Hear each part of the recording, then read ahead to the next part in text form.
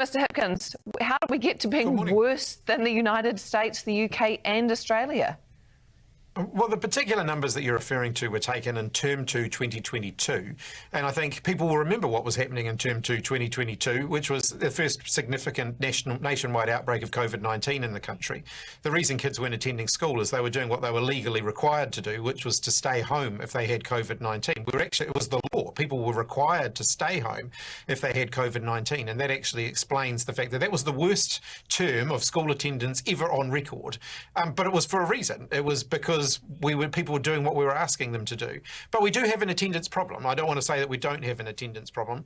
We've seen the trend since 2015 in New Zealand that regular school attendance has been going down, and we had a strategy in place that we put in place. We also had targets. I've got no problem with having targets.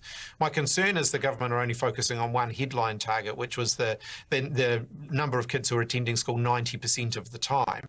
Actually, there's a whole cohort of kids who are attending between 80 to 90% of the time. Getting them to attend by an extra 1 or 2 days a term will mean that they hit the target.